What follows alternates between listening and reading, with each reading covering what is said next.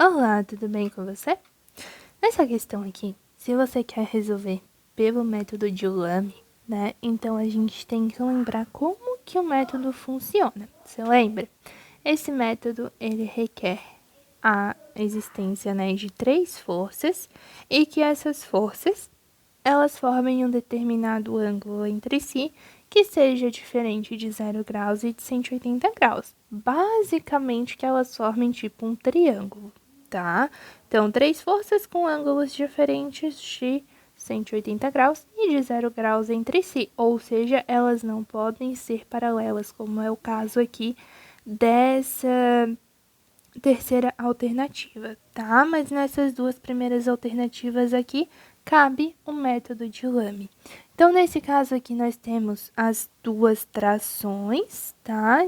Temos duas trações sendo atuantes aqui sobre esse bloco e temos a terceira força complementar ali, né, a essas duas, completando o trio que nós precisamos, que é a força peso, que é essa força que vai estar aqui para baixo. Você lembra como que funciona? A gente pega a tração com um ângulo oposto.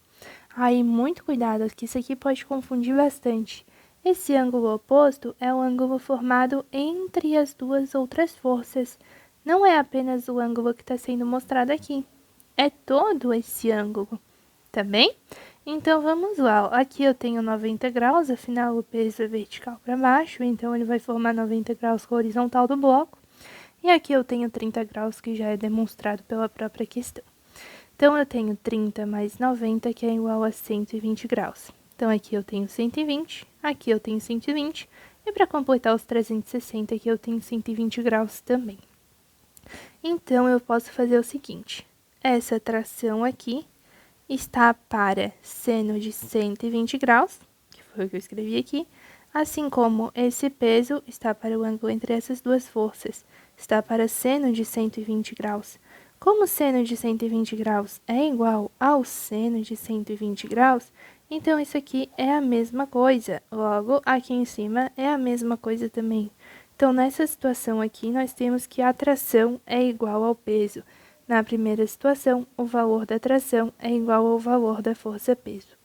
Na segunda situação, nós temos aqui o ângulo de 60 graus, os ângulos de 90 graus, e para completar os 360 graus, aqui, né, eu tenho a formação de 300 graus, logo aqui eu preciso de 60 graus. 60 graus mais 90 graus, eu tenho a formação de um ângulo de 150 graus. Então, o valor dessa tração aqui está para o seno do ângulo formado entre as duas outras forças, logo o seno desse ângulo aqui, que é o seno de 150 graus, assim como a força-peso está para o seno do ângulo entre as duas outras forças, o seno de 60 graus. Seno de 150 graus é igual ao seno de 30 graus, tá? Isso aí você tinha que lembrar um pouquinho lá da trigonometria, né? Ó, 150 graus, aqui eu tenho 180 e aqui eu tenho 0 graus. Se eu quero seno de 30, eu tenho que levantar 30 graus aqui. Se aqui eu tenho 180 graus e eu levanto 30 graus, eu volto 30 graus, eu fico em 150. Que daí eu vou ter o mesmo valor de seno, que é dado por esse eixo, tá? Então, seno de 50 é igual ao seno de 30 graus, que é 1 sobre 2. E seno de 60 graus é raiz de 3 sobre 2. Se eu tenho 2 dividindo aqui embaixo, né, na divisão aí da fração, acaba anulando e eu tenho que a minha tração 2 é igual ao peso dividido para a raiz de 3. E nessa situação aqui não cabe o método de Lame, tá? Porque aqui o ângulo, né, vai ser de 180 graus e aqui o ângulo de 0 graus, então não é possível.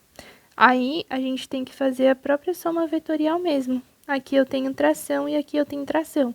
Se é o equilíbrio, então a resultante das forças para cima deve ser igual à resultante das forças para baixo. Para cima, a minha resultante é tração mais tração, que está no mesmo sentido, né? E para baixo é o peso. Então, 2 vezes tração é o peso, e a tração 3 é igual a peso sobre 2. Aí você lembra das relações de proporcionalidade? Quando nós temos um valor e nós dividimos ele, quanto maior é o valor pelo qual nós dividimos, menor é o resultado. Por exemplo, se eu tenho 10 balas, tá? Eu tenho 10 balinhas aqui. Se eu divido ele para 5 crianças, então cada criança pega 2 balinhas. E se eu divido ela para 2 crianças, então cada criança pega 5 balinhas. Veja que quanto maior o número que eu divido, menor é o resultado. O valor 2 é maior do que o valor raiz de 3, né? O valor 2 em raiz fica raiz de 4, então raiz de 3 é menor do que 2. Sendo assim, se esse valor é menor, o resultado é maior. Logo, T2 vai ser maior do que T3, porque aqui eu estou dividindo por um número maior e vou ter um resultado menor. Então, o meu T3 é menor do que o meu T2. E aqui, se eu tenho o peso, a partir de qualquer valor que eu divida esse peso e esse valor seja maior do que 1, né? Então, o meu resultado já vai ser menor. Logo, a minha tração 2 vai ser menor do que a minha tração 1. E como a tração 3 é menor do que a tração 2, então fica que a tração 3 é menor do que a tração 2, que é menor do que a tração 1. Se eu coloco em ordem crescente, que é do menor para o maior, fica 3, 2, 1, que é a alternativa A correta.